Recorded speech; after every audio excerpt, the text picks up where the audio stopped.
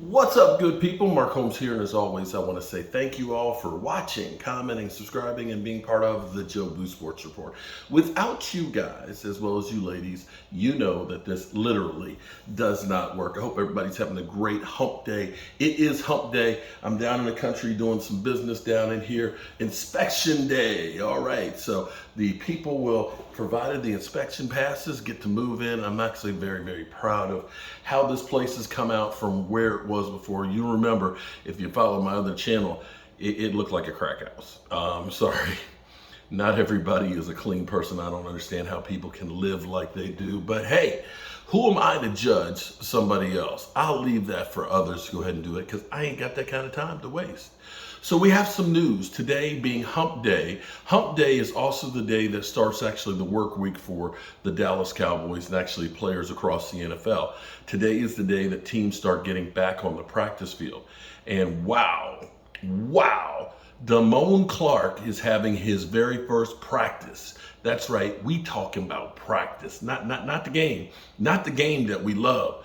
We talking about practice. That's right. Today is the first practice for Damone Clark, linebacker extraordinaire, a guy whose numbers, because you know Philly 500 went crazy when they picked Jacoby Dean. You know, that guy that's got a half a tackle, that offside linebacker that's got half a tackle.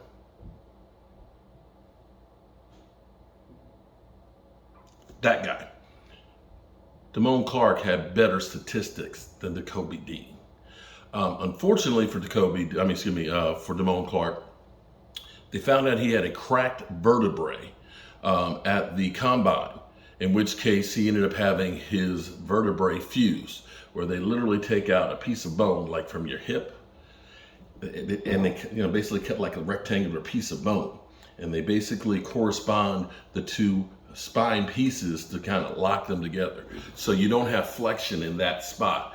But apparently it has healed enough where he is actually been practicing.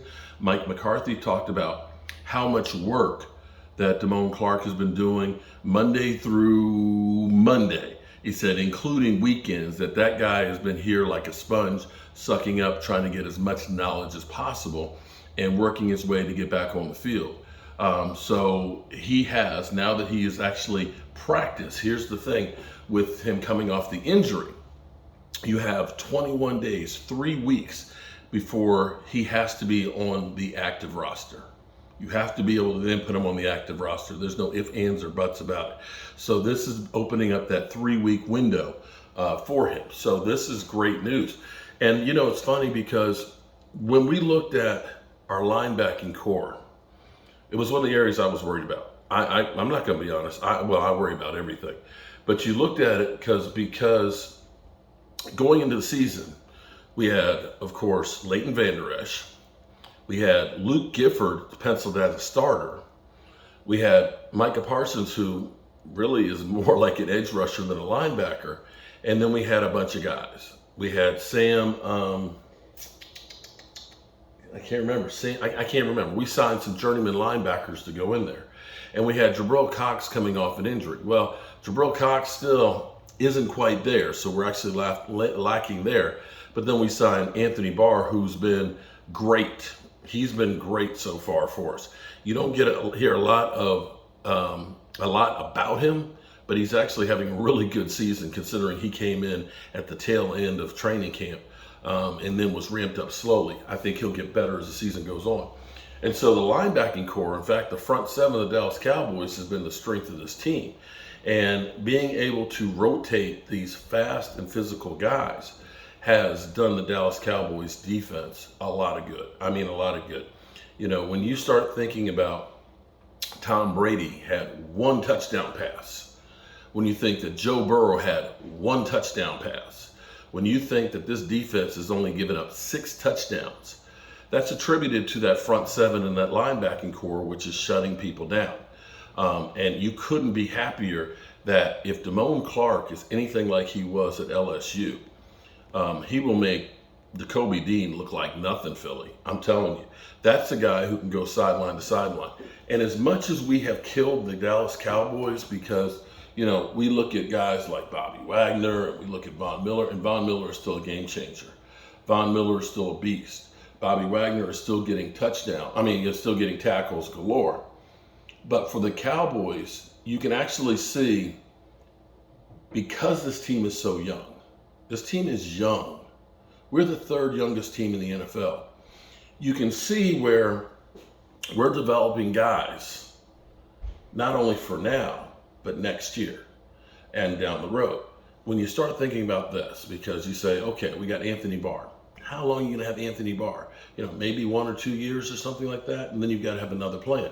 You look at Leighton Vander Esch, who's having a better season than he had, but is Leighton Vander Esch in your long-term plans?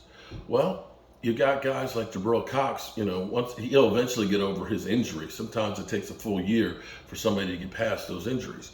You look at a guy like Damone Clark. All of a sudden, you've got those guys that you start looking at and saying, next year, they can become players. Because you took somebody like, let's say, Quentin Bohannon last year, who I kept talking about, he was too high, okay? As a defensive lineman, for example.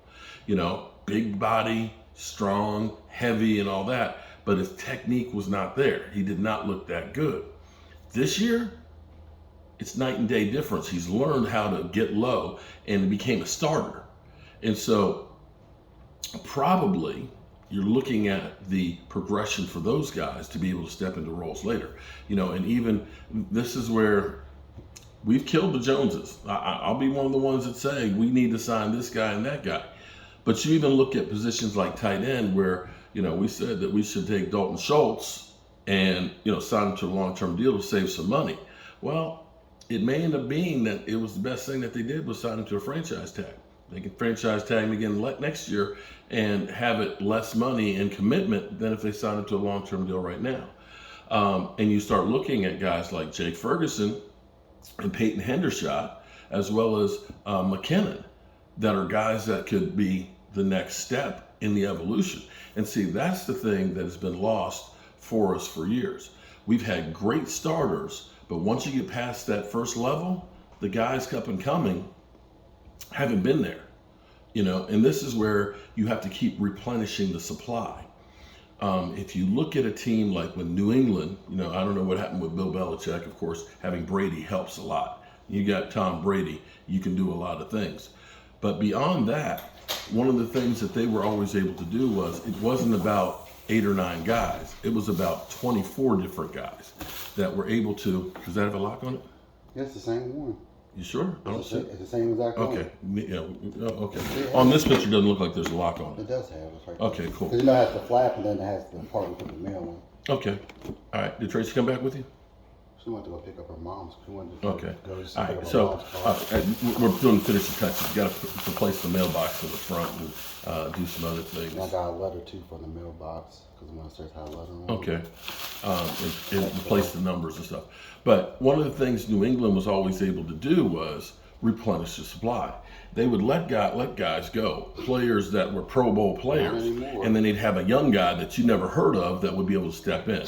Now, again, Bill Belichick, maybe he's finally gotten old and got Tom Landryism, where he's They're lost. on their third string quarterback, maybe fourth. Wow. Well, the Giants got quarterback problems too because Daniel Jones and Tyrod Taylor are hurting. Who's going to be quarterback, Giants? Anyway, but they're playing good this year. Damone Clark. Oh, also, Dak Prescott, my quarterback. Yeah, Dak Prescott. He is working out on the sidelines right now. You know, Jerry said, you know, he's not ready to grip that football just yet. The strength's not there. You know, and they're going to take their time with them. So that's where we are right now. And knock on woods, we'll keep getting healthy. All right, peace.